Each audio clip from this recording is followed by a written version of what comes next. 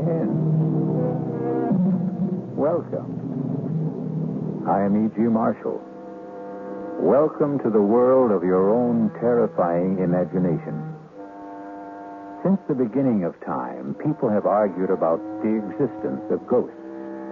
They've been called variously wraiths, specters, phantoms, apparitions, shadows, or shades.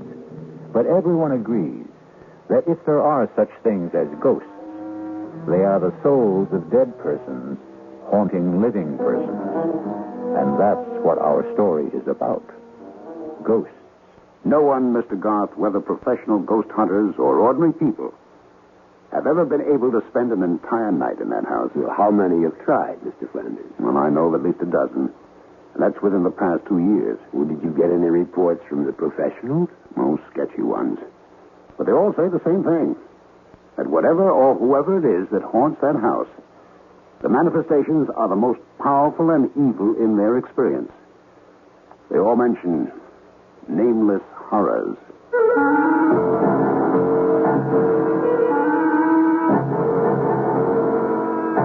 Our mystery drama, A Ghostly Game of Death, was written especially for the Mystery Theater by Murray Burnett and stars William Prince.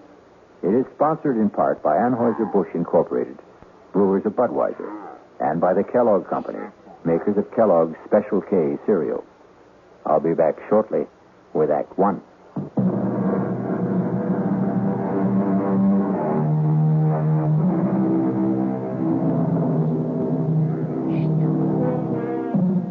Nameless horrors. A nice phrase. But as soon as you put a name and identity to horrors, somehow they prove bearable. In the last century, people have shown that they can and do bear up under mass genocide and atomic bombings. But the horror that is nameless, that is the most fearful of all. And our spine tingler will try to put a name to one kind of horror. You are not real. There are no such things as ghosts. I'm just imagining things. But I see you. I see you. No, don't hurt me. Whatever you are, please, stay away from me. You want me to leave the house? I will, if that's what you want. Just please let me by. I'll go right down the stairs, walk out of the house, and never come back. Is that what you want? Please. No! Don't touch me! Let me out!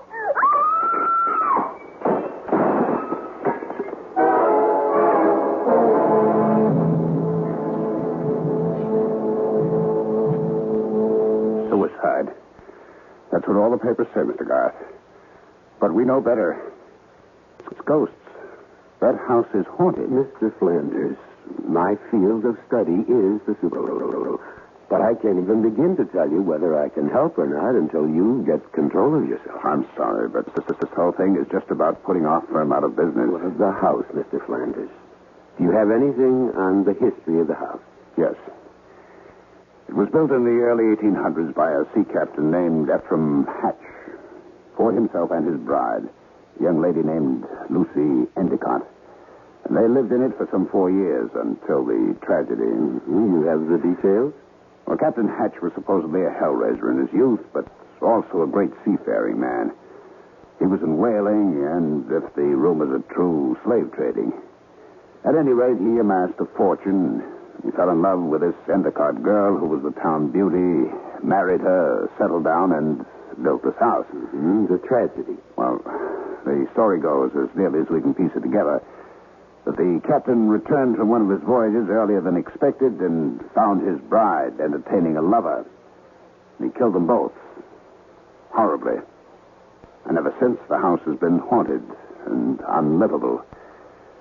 We're building a condominium. This house is a key location, right in the middle of the property we own. We can't even get wreckers to tear it down. No one will go near the place. Well, you keep telling me that no one has lived in the house. What about this girl who just died now? Oh, that was a stupid idea of my partner's. Her name was Roberta Ginley, a television reporter. She wanted to make a name for herself, and my partner sold me on the idea that if she spent a night in the house and then went on television and told people about it, our problems would be solved. And now we're in a worse mess than before. That's why we came to you.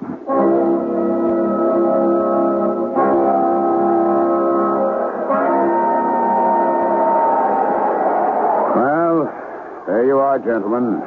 The haunted house. Well, is it always this windy, Mr. Flanders? No, Mr. Kelly. Only when the wind blows from the east off the ocean. Well, for a haunted house, it looks substantial enough. Well, shall we go up to the house, Mr. Flanders? Why don't you two go? I'll wait for you here. You'll be quite safe, Mr. Flanders. It's broad daylight. Tim Kelly here has been with me in more haunted places and dealt with more ghosts than any man, except myself. And don't forget Byron. Byron is my dog, Mr. Flanders. And like me, he doesn't believe in ghosts. Huh? Do you, Byron? Oh, I'm not scared, gentlemen. It's just that I've seen the house so many times, Well, I don't want to influence you. Suit yourself. Come on, Let's go, Byron. You bring all our gifts in? Well, it's back at the motel. We won't need it until tonight. Wow. They certainly built solid houses in the old days. Look at this door. What? Take it easy, Byron. Boy, everything's okay. You got the keys? Right here? Mm-hmm. All right, in we go. In we go. Come on now, Byron. Come on. We're on our way to meet the ghost. Tim, keep Byron quiet. Sit, Byron. Come on, sit. I don't think we should bother the downstairs. Let's go up and see where we're going to sleep tonight. All right, I'm with you. Come along, Byron. Oh, this looks like the master's bedroom. I'll sleep here. And I'll sleep in this little alcove here, right off your room. Byron, what is the matter with you? I wouldn't try to take him into that alcove, Tim. He can stay in this room with me tonight. All right. Hey, there's a door here leading outside to what you call the Widow's Walk. Want to come out and look around? I'll be right with you. Just checking the fireplace. You're going to need logs. Okay. Where's the door? It's right here. Hasn't been open in a long time. Now, what a view. Look at that ocean. Any woman waiting out here to see her husband's ship come in might be blown away. From what Flanders tells, the captain's wife wasn't too anxious for her husband to return. That's right. She was too busy entertaining her lover. Oh, look, you moved the rail. Oh, right. Thanks, Mr. Strong. Hadn't caught me. I would have gone over. What happened? Oh, nothing. I don't know. I lost my balance. Come on, Tim. We know each other better than that. What happened? I really don't know, Alex. I swear. I thought someone pushed me.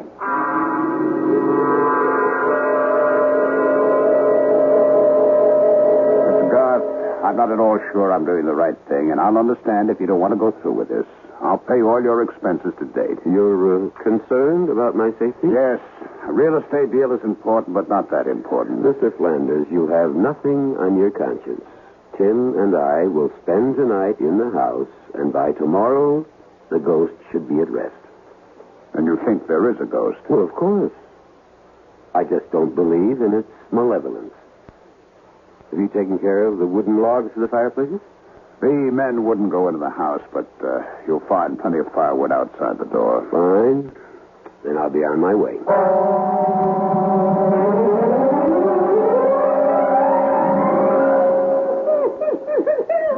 I've never seen Byron act like this. Something to think about. Well, I've been with you on about 50 of these haunted house deals. You think there's something different about this one? Well, I don't know, but I'm going to find out. Well, I've heard that sort of moan before. According to you, Alex, it's a ghost in pain. It is. Sounds like the evening's entertainment is about to start. Tim? Yes, Alex? We've worked together for a long time, and we get along so well because I respect your disbelief in the supernatural. Which has come in handy when I uncovered a few tape recorders and other little fake devices. Right. But for your own sake, Tim, There's something about this house that seems different. Now, please, be careful. Huh? You trying to scare me? Oh, I don't think that's possible. Right. Now, how about some wood for my fire? Oh, whoever you are, if you're trying to scare us, it's not going to work.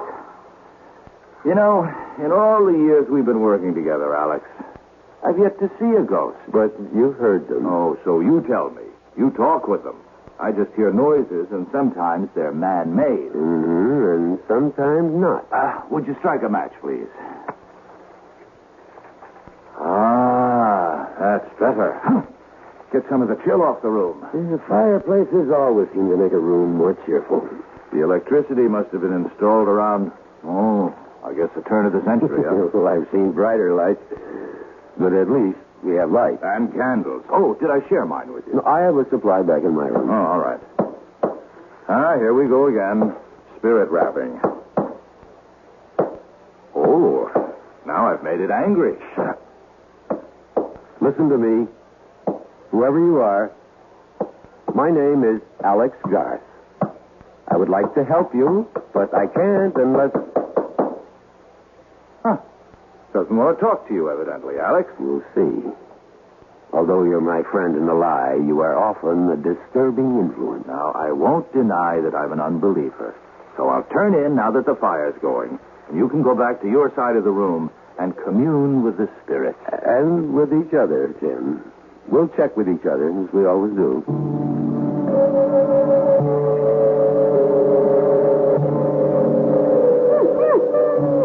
Oh, quiet, Byron. It's all right, boy. It's all right. Oh, trust me, Byron. You like your ears rubbed. Me to sleep with all that racket going on? Has Byron gone bananas? Well, I'm trying to quiet him. Easy, boy, easy. It's all over. Tim, is there any way we can get Byron out of here? He's beginning to froth at the mouth. He's covered with perspiration. Well, I don't want to let him out now. He'll just get lost. He'll get over it when he sees nothing's happening. Hey. What? My lights just went out. How are yours? Going. Easy, boy, easy. I know you're in trouble. Please, let me help you. If you'll show yourself, I could help you. I've helped others. Believe me. Is your name Lucy? Lucy Endicott? If you are Lucy, would you rap twice? Can you? Byron, come here. Come here, right. Lucy, you're frightening a dumb animal. You're not frightening me. I'm sure you don't want to terrify a beast. He's never done you any harm. Byron, come here. Come out of that corner. Come to me. Good God. Come on. Alex, the fire's going out in here. So we go to the candles. You've plenty of matches, haven't you? Yeah, I'm fine, but I'm really worried about Byron. Oh, somebody's playing games. I tried to find the fuse box if I could, but... Hey. What is it, Jim? Well, whoever's at the controls is pretty good. A nice cold gust of wind just blew out the match I was using to light the candle. Well, I've got a couple of candles lit. You want one? Oh, no, thanks. I'm not scared of the dark. That's pounding. That's a new one, isn't it, Alex? It's new to me. It isn't spirit rapping. Sounds like someone wants in. Want to go down and open the door? Oh, no chance. Hey, Alex, your side of the room rocking like a boat? I'm steady as a rock. Was that Byron? Yes. What happened? I'm not sure. He's dead, Tim. What? His neck seems to have been broken. Tim, did you hear me? I said Byron is dead. Tim, are you all right? Tim, what is it? Run. We are alive.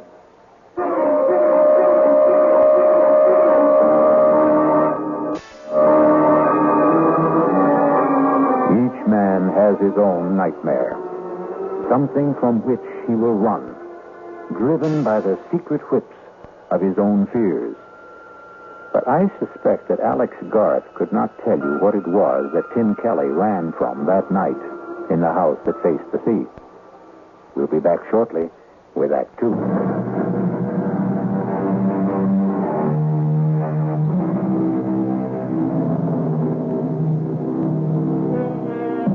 Alex Garth, authority on the supernatural, has undertaken to spend a night in a house so demon-ridden that workmen have even refused to tear it down. Deserted by his friend and ally, Tim Kelly, who fled in terror from unknown fears, Garth knew that he had to face the rest of the night alone as the heavy outer door boomed closed behind Tim Kelly.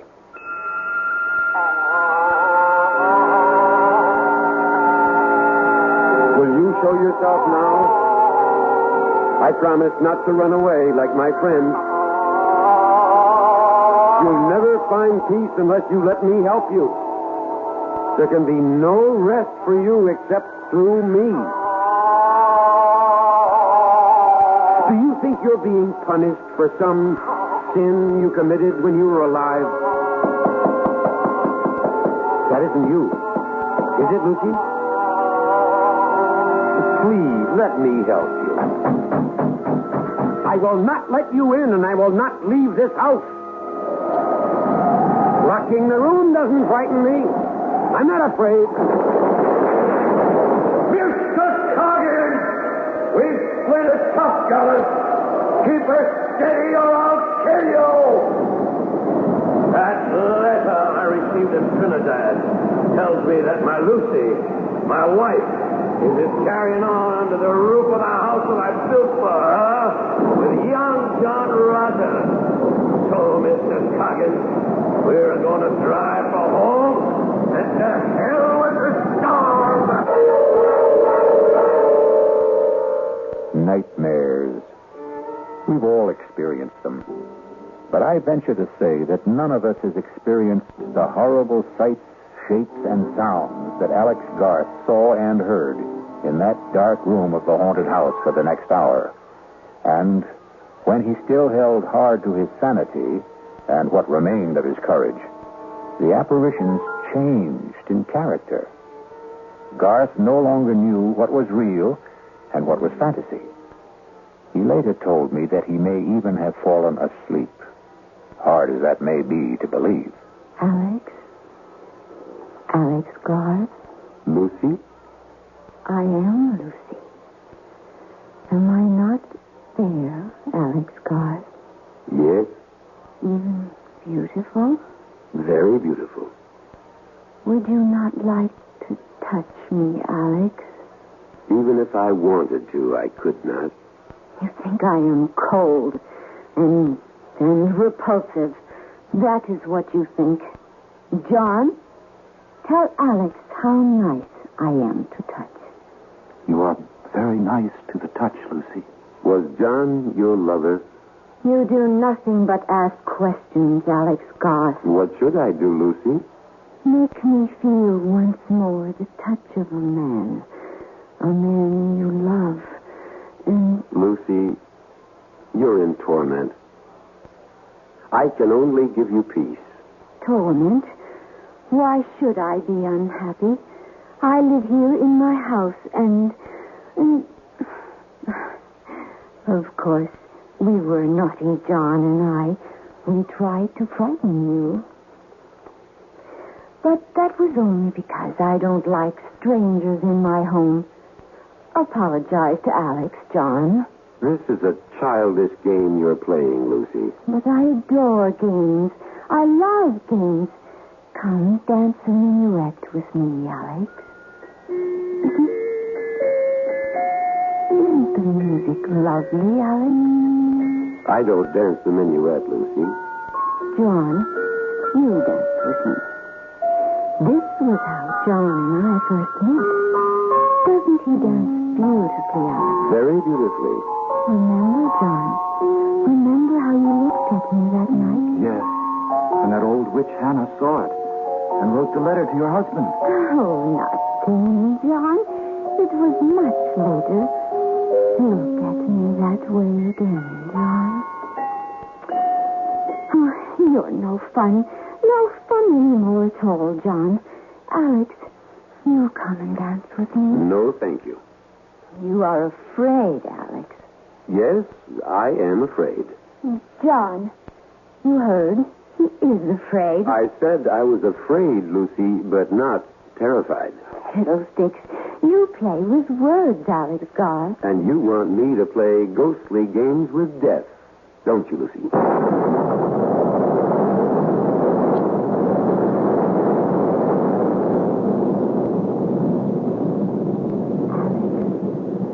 Alex Garth, wake up. I wasn't asleep. You are here to drive me from my home. Are you happy in your home, Lucy? I will not leave. You shall fail. Others have tried.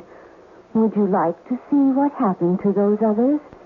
I have a mirror you can look into in my room, just down the hall. Look in that mirror if you dare. I think I've been given a fairly good idea already.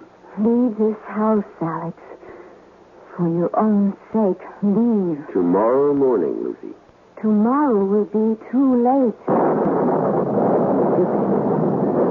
Head's going around. Sit down, Alex Garth, and the room will stop spinning. There. That's better, isn't it? I'm still dizzy. I warned you. Now, Alex Garth, now, look at me. Good Lord. You do not find me beautiful now, Alex Garth. Not now with the blood flowing from the wounds inflicted on me by when he murdered me. Not murdered, executed. You would not like to kiss me now, Alex Garth. Stay where you are. You need not worry about my blood staining your clothes. It will not even show. Stay away. Stay away. I warned you, Alex Garth. You think no one would wish to embrace me now, with the cuts and wounds and blood disfiguring me. Is that what you think? I am not listening. Someone will wish to kiss me. Someone who loves me. I will kiss you, Lucy. I will embrace you. And I will embrace you, John, my love, even with the blood flowing from your poor I can't look. I can't. It will do you no good to put your hands over your eyes, Alex. You will still see the bloodied lovers kissing. No, I won't witness this horror. My thoughts are mine. And they're real. You're phantoms, and you don't exist. For many we don't. But you know that we do. We are here, and we are real. And the only way you can banish us from your mind's eye is to run. Run, as your wise friend did. Run, and you'll see us no more. No. No, Lucy. I'm not leaving this house.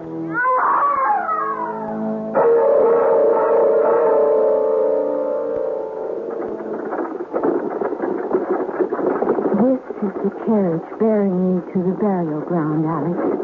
If you open your eyes, you can see into the coffin. The undertaker did a fine job. I looked almost as pretty as I did before I died. I was wearing the dress you see me in, Alex, and the only mourner following who wasn't afraid of my husband's wrath. The only person who didn't believe I was a wanton. Do you believe that? Yes. You do? Yes. Everyone feared Captain Hatch. And you, Lucy, most of all, you still fear him. No. Oh, why won't you go? Like you, Lucy, I am bound. How bound? By my knowledge, by my pride, by knowing if I leave now, I failed. You have stayed longer than anyone. Not long enough. You mustn't stay. What you have seen it will be worse and dangerous for you. Even more dangerous. And you're afraid for me? Yes. Why? You really don't know? Of course not. But you've seen John. Have you not noticed that you are very alike? Well, I really hadn't looked that closely. Would you? No, I believe you. Then you must see how dangerous it is for you now. Then help me. I cannot. If you would trust me and tell me what the control is, I could help. You're very wise, Alex, but this is something beyond your wisdom. Try me. It's impossible. I am held here by forces stronger than yours. How do you know what my powers are? I told you, you are not the first who has been here, but you are the bravest, and your courage will destroy you.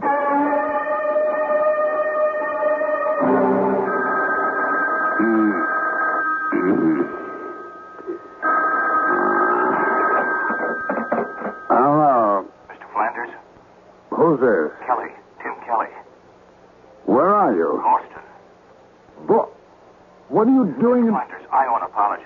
But I owe Alex a lot more than that. Mr. Flanders, you've got to get Alex out of that house. What happened? Just get him out.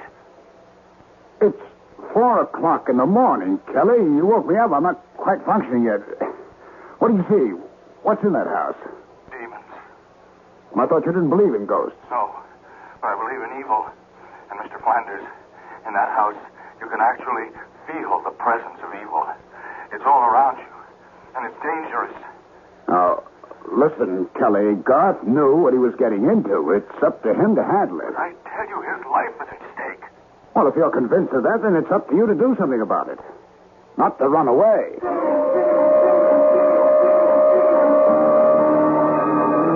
You speak to me of powers, Alex Garth, yet you are afraid to test them. What kind of test do you propose?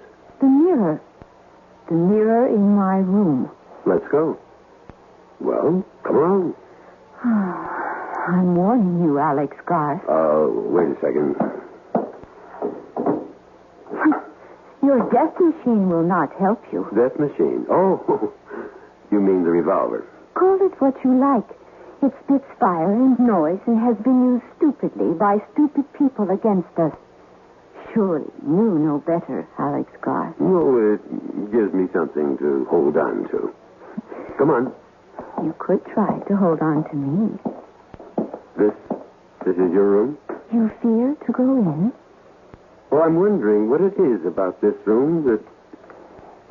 This is the room Tim ran out of, isn't it? The mirror is over here. Now, look in the mirror, Alex Garth. Look well. See, Alex Garth? Is that you, Lucy? It is I, Alex. She's a very young girl. And your schoolmates. Who are they? Schoolmates. Is John among them? Look. Look in the mirror. I can't make out the faces. Now you're grown. I can't. Oh! No! No!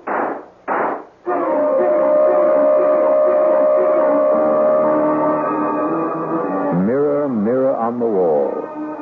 What did the hunter of ghosts, Alex Garth, see in the mirror that so terrified him he lost his head and shot at the images in the glass? I'll be back shortly to tell you what Garth saw when I return with Act 3.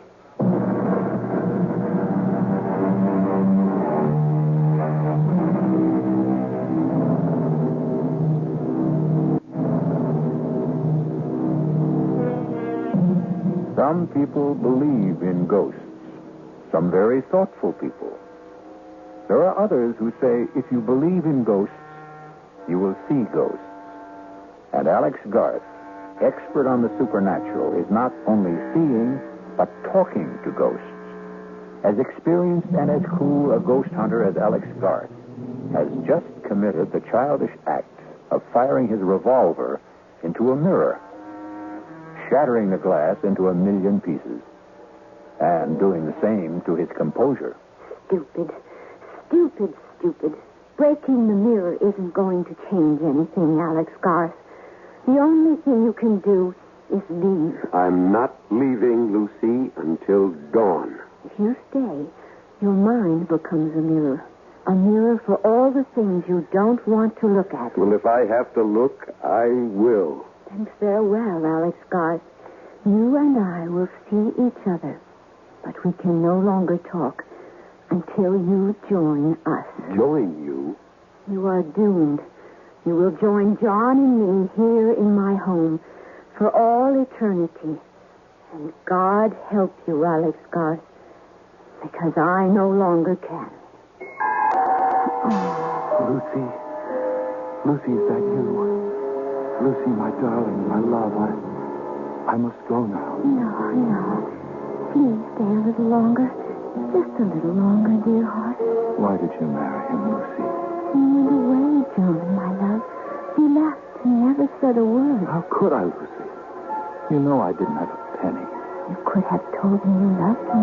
You knew that. You knew it all the time we were growing up. Sometimes when people grow up, they change, John. And I was afraid you no longer cared for me. That's why you married the captain.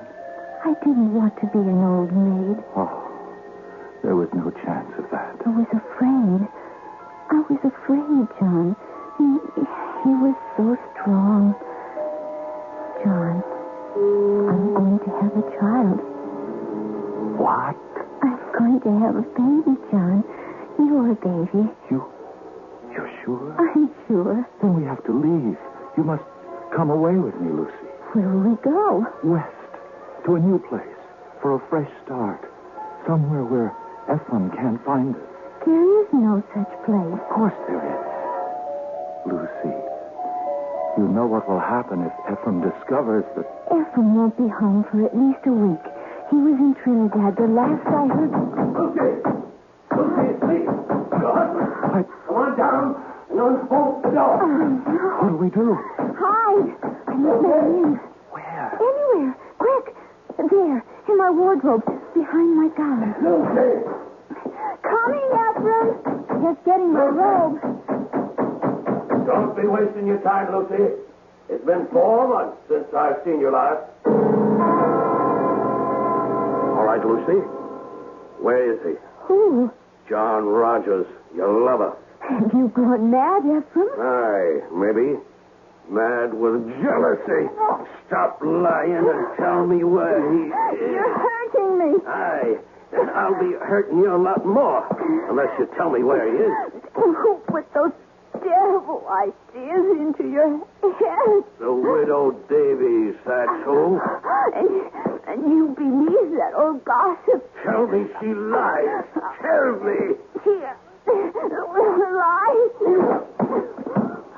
Aye. Lie there and snivel whilst I roust out your fancy man from wherever he's cowering. There's no one here, Ephraim. God is my witness. No one. Here it goes. Well, for your sake, I hope you're right. But the widow told me she saw him sneaking into this house tonight. She lied. She lied. Maybe. And now, how about your wardrobe? Ephraim! I am with child. Get up on your feet. The child is yours, Ephraim. Your child. You think I'll have my wife carrying another man's child? No. Oh! You'll be killing your own child. Liar. Cheat. Stop. He's here. The man who got you with child. Then come here and stop me. Come on. No. You know I can't do that. Can't? You mean you won't? You know as well as I do that I've never had anything to do with your wife. Just as you know very well who I am. What I'm trying to do here. Then do it. I'll match my blade against your pistol anytime. Captain! No, John. No. So, you came out at last, did you? Now, tell me how you like the taste of steel. Here, have another drink, Garth. You look as if you need it. Flanders, there isn't enough liquor in the world to warm me. Not after what I saw at your house. Then it is haunted. By ghosts beyond anything in my experience. Can you help me? I hope so, but I'm not sure. I managed to stay the night, and I barely managed to survive. There's one room in the house that seems to be the focal point of all the manifestations. That's the room I believe was occupied by Captain Hatch's young wife, Lucy. That's the room from which Tim ran last night. And that's the room in which I saw things no man should ever have to see. And you propose? To hire some workmen? Oh, that's impossible. I told you what happened when I had work. I can understand why no workmen from around this area will go near the place. I intend to import a couple of men I've used before. Well, you could try it, but what would you want them to do? To dig into and around that room and see if we can find something that will account for the hauntings. We? Well, you and I will be with them. Correction. I hired you, Garth. You'll be with them. And report back to me.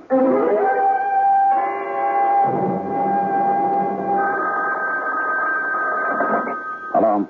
Flanders, this is Olive Garth. I'm calling you from a diner just down the road from the house. With good news? With news. My workman walked out.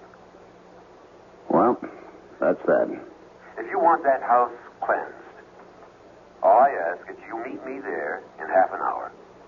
Well, why do you need me? Well, for two reasons. One, I don't know what may have to be done to the house, which is your property.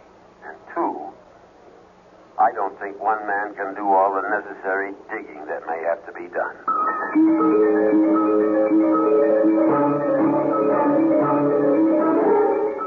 Oh, I see what you mean about this room. Yeah, we'll try not to think about this house or the stories about it. Just hand me that hammer. What do you want with a hammer? I'm going to test these walls, the floors. You think there's a secret passage or some nonsense like that? Well, I don't know what there is, but there must be something. You'll have to take my word for it that what goes on in this house isn't an ordinary lost or restless spirit seeking solace. It's something that's planned and controlled. How? That's what I hope to find out. Ah! Here. You found something? I think so. Listen. That sounds hollow. Yes. And the further down you go towards the floor, the hollower it sounds. Hand me that crowbar. Well, maybe we should let things be. Not if you want to rid the house of the ghosts. Well, what will we find? Lord knows. Here goes. And wait. Can't you handle this without me? You scared? Well, I think I'd feel better if I stepped outside. Be over in a minute. I don't think I'm going to be able to stand this. Well, just think of something else. You get a thought, you hold on to it. Well, I can only think of the sea and the storm and the ship driving and a woman. Flanders, hold on to me. Hang on. And look. Look, there's nothing down there but a room. Look for yourself. God, why should I be so terrified? Why do I want to run? There are steps. Come on. No, you want me to go down? Come on, it's only an empty room. I'm not so sure it's empty. Come on. Steady now. What's that? It's a table. There's something on it. I know. Let's see. It's just a plain saucer. Yeah, the saucer's plain. But look what's in it. What is that stuff? Well, I'm not sure, but it looks to me like... or something like mercury. I'll bet there's mercury in it. We'll have to have it analyzed. What's that on top of it? A needle. Look at it spin. I see. But don't you see anything else? No. Well, look under the saucer. Looks like a slip of paper. It does indeed. Let's have a look at it, if I can get it out without disturbing the... There we are. There's writing on it. What does it say? As moves this needle, so moves my will. Accursed be this house and all who dwell therein. See to it that they find neither rest nor tranquility, but be doomed to eternal agony and torment beyond the ken of man and woman. To which I affix my seal and signature, Ephraim Hatch, master of the schooner Lucy. Do you mean to tell me that this piece of paper, that source of liquid and a needle... Look out. The saucer. Be careful. Oh. Quick, the ladder. Hurry, Flanders. The smoke. I can't breathe. The ladder. Quickly. I'm right behind you.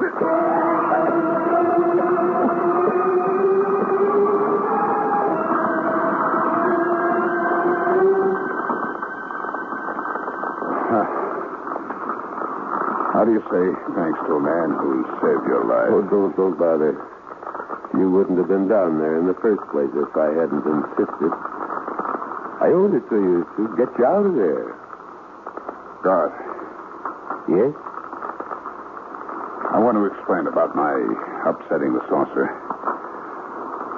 I wouldn't say this to anyone except you, but I'll swear that something pushed my hand. Do you believe that? Yes, Flanders, I believe it. And now your house is cleansed. The fire will see to that.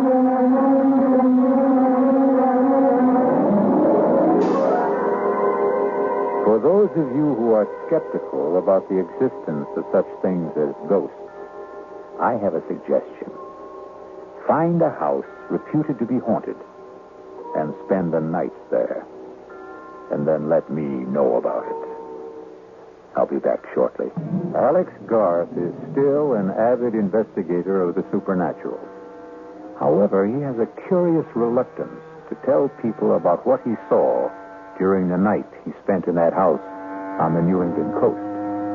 And he never admits that many times in the dead of night, he sees again the face of Lucy, her lover, and the terrible sword of Captain Ephraim Hatch. And he awakens with his mouth open in a soundless scream. Our cast included William Prince, Ralph Bell, Joan Tyson, William Redfield, and Gil Mack. The entire production was under the direction of Himan Brown. And now, a preview of our next tale. Are you saying the legend is true that Millie has offended the beast goddess and is being punished? I don't know what I'm saying. But look at her. She's flushed, breathing rapidly. She could burst through that sedative any minute. Kevin, I'm so hungry. Try to rest, darling. I'm going to speak with the hospital in Rio. I'll describe her symptoms. They'll arrange together then. Oh, my wrist. Oh, Doctor. it's burning. Oh. Look at her wrist. Look at her wrist. Something's on it. It's the design. It's the shape of that bracelet. Kevin, it's your imagination. Is it? Look. Do you see that symbol? It's on every ornament worn by the goddess. The design decorates her dress. It's just a raw, ugly scar. But it's her sign. The sign of the beast goddess. This is E.G. Marshall inviting you to return to our Mystery Theater for another adventure in the macabre. Until next time, pleasant dreams.